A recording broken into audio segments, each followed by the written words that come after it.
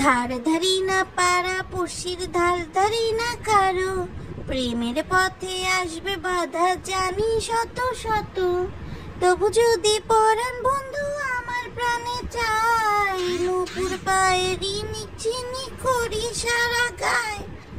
আসসালামু আলাইকুম দর্শক, সবাই কেমন আছেন? আশা করি সবাই ভালো আছেন। আজকে দর্শক থাম্বনেল টাইটেল দেখে আপনারা বুঝতে পারছেন যে আমরা আসলে কি বিষয়ে কথা বলতে যাচ্ছি। তো দর্শক আর দেরি না করে চলুন চলে যাই মূল ভিডিওতে। দর্শক মিম এই যে তার 3 নাম্বারের মতো করে সে তার হাঙ্গার অনুষ্ঠানের আয়োজন করেছে, বিয়ে বা হাঙ্গার অনুষ্ঠান যাই বলেন না কেন। এই হাঙ্গার অনুষ্ঠানের আড়ালে যে নষ্টামি আর নোংরামি পদ্মার চরে হচ্ছে দর্শক, সেটা কিন্তু আমাদের কারোরই চোখের আড়ালে না। আপনারা যদি দর্শক ভালো করে খেয়াল করে দেখবেন, তারা তাদের ভিডিও শুরুতে 10-15 সেকেন্ড তাদের এই নষ্টামি নোংরামির অল্প ঝলক দিয়ে পুরো ভিডিওতে কিন্তু আর কিছু দেখায় না। তাহলে আপনাদেরও প্রশ্ন থাকতে পারে আমার মতো, তাহলে এই নাচগুলো পাবো কোথায়? কোথায় মিমের বুক দুলানো, পাছা দুলানো, শারমিনের দেহ তুলানো, বডি তুলানো আর তিশার এই মোটা কোমর তুলানো নাচ আমরা দেখতে পারবো? তার সাথে বাপ্পির এই যে 2 পা ফাঁক করে ডান্স, বাবুর এই ঘেটুপুত্র কমলার মতো নাচ, তারপর মিমের নাগিন ডান্স, কোথায় পাবো এসব? আপনারা হয়তোবা ভাবছেন এগুলো হয়তোবা টিকটকে পাবেন। না, এগুলো কিন্তু টিকটকে পাবেন না, এগুলো পাবেন হচ্ছে ভিগো লাইভে।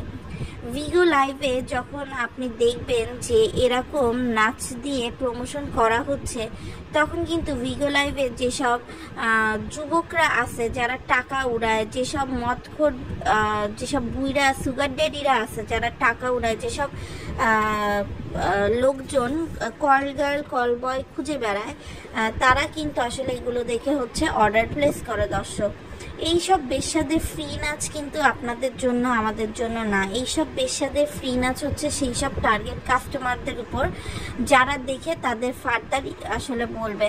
দেখেন, যদি ওদের নাচ দেখানোর একদম ইচ্ছাই না থাকতো, ওরা কিন্তু নাচ নাই দেখাতে পারতো। এখন আপনারা বলতে পারেন যে হয়তো বা ইউটিউবে কপিরাইটের জন্য ওরা হচ্ছে নাচ দেখায় নাই, কিন্তু দর্শক একটা কথা বলেন তো, বিয়ের অনুষ্ঠানে নাচ গান সবাই করে, কিন্তু এরা যেভাবে নাচ গান করছে এভাবে কি কেউ নাচ গান করে? আমি যদি মিমের প্রথমে রঙের অনুষ্ঠানের কথা বলি, মিমের রঙের অনুষ্ঠানে প্রথমে মিমকে রং লাগালো কে? রাজ। এরপরে দর্শক আপনি যদি দেখেন যে সাদা রঙের ড্রেসের মধ্যে পুরো ভেজা অবস্থায় মিম বসে আছে, কাঁধের কাছে কে বসে আছে? রাজ। এরপরে দর্শক যদি দেখেন বাপ্পির সাথে মিম একেবারে জড়ায় ধরে ওই অবস্থাতেই ছবি তুলছে। এরপর যদি আরো বলেন দর্শক যে এরপরে মিম যে নাচানাচি করে বেড়াইছে কোমর দুলায় নদীর পাড়ে, সেখানেও রাগ ছিল, বাবুর কিন্তু কোনো অংশই ছিল না। এরপর যদি দর্শক আসি যে মেহেদির অনুষ্ঠানে একই কোমর দুলানো, একই হচ্ছে বুক দুলানো সামনে নিয়ে, আর বাপ্পির চ্যাংরা নাচ, এটা ছাড়া কিন্তু আর কিছুই ছিল না।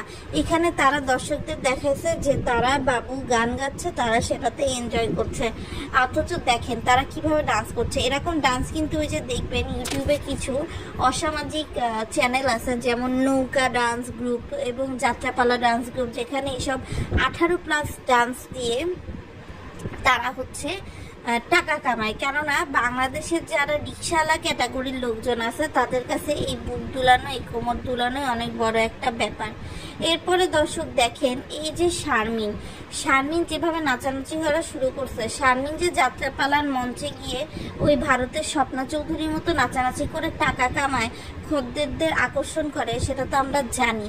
কিন্তু আপনি বলেন হলুদ হচ্ছে মিমের, সেই গাঁদা ফুল দিয়ে পুরো সেজে যেভাবে নাচানাচি করছে, এটা তো কোনো আসলে ভদ্র সমাজের লোকজন নাচে না। তিশা আবার আপনার ওই একটা সাউন্ড সিস্টেম নিয়ে সেও হচ্ছে নাচতে, তবে তিশারটা অত বেশি খারাপ লাগে নাই। কেন জানেন? কেননা তিশা ফুল ওড়না কভার করেছিল, সেই জন্য অত বেশি অড লাগে নাই তিশারটা। এরপরে দর্শক যদি আপনি দেখেন যে হলুদের প্রোগ্রামের পরে ক্ষীর খাওয়ান অনুষ্ঠানে তারা নাগিন ডান্স করতেছে, তারা নাচতেছে। কোনো ভদ্র সভ্য সমাজে কিন্তু দর্শক এগুলো হয় না।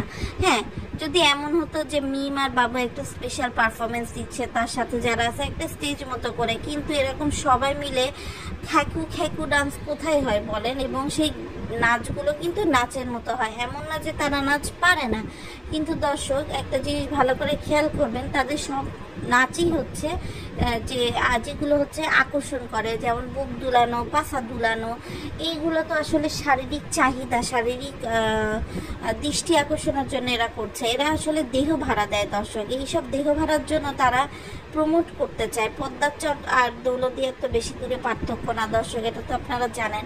এইসব নষ্টামি নোংরামি না করে যদি সুন্দর একটা অনুষ্ঠান করতো, সুন্দর, যেমন বরপক্ষ বউপক্ষ বাচ্চারা সহ সবাই নাচানাচি করতে এক একটা গানে, সেটা কিন্তু অনেক বেশি সোভার এবং সুন্দর হতো। এবং ওখানে কিন্তু মোটামুটি পরিবারের সবাই উপস্থিত ছিল এবং সেই সুযোগটা কিন্তু দর্শক ছিল। তারপরও যে কেন করলো না দর্শক আমার আসলে জানা নেই। আসলে দেখেন খুকিও তো ওখানে ছিল, খুকিকে কি নাচতে দেখছেন? এভাবে দেখেন নাই। অথচ খুকি কিন্তু গ্রামের খ্যাত, কিন্তু খুকিরও কিন্তু জানা আছে যে না, আমি এখানে এভাবে নাচতে পারবো না, একটা সোভারিটি বলে কথা আছে। কিন্তু মিমের, তারপর শারমিনের, এরা হচ্ছে সব এক গোয়ালের গরু। এরা লোকের সামনে ভিগো লাইভে নাচতে নাচতে এমন নির্লজ্জ হয়ে গেছে যে সামনে বাপ বড় ভাই আছে না কি আছে সেটাও নাই। আর এদের স্বামীরা হচ্ছে দর্শক হচ্ছে আপনার আরেকটা হিজড়া, এই রাজও হিজড়া। রাজ তো নিজে একটা বিয়ে করছে, এক খানকিকে বিয়ে করে, মানে 12 ভাতারিকে বিয়ে করে সে নিজে এখন 12 জায়গায় মুখ মেরে বেড়াচ্ছে। আর এদিকে মিমের কথা কি বলবো, মিমের তো রেকর্ড আছেই।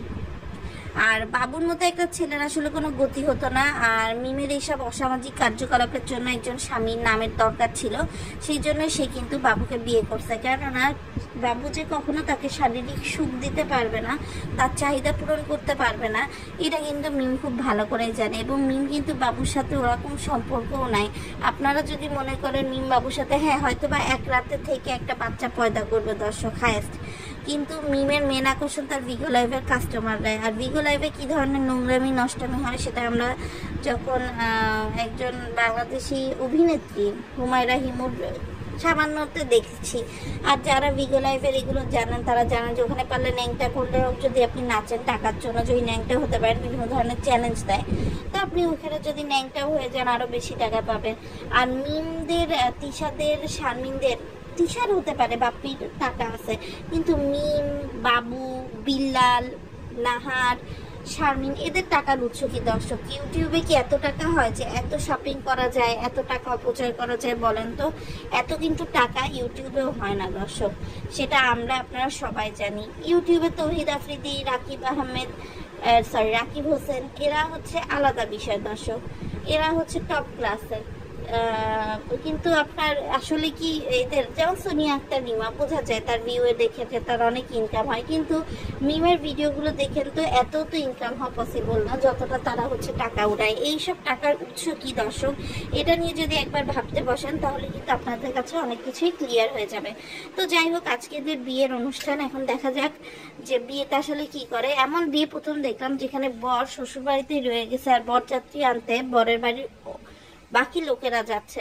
তো বরযাত্রী নিয়েই যদি আসতে হয় তাহলে বাবু কেন গেল না দর্শক? এই উত্তর জানা থাকলে অবশ্যই কমেন্ট করে যাবেন। আল্লাহ হাফেজ।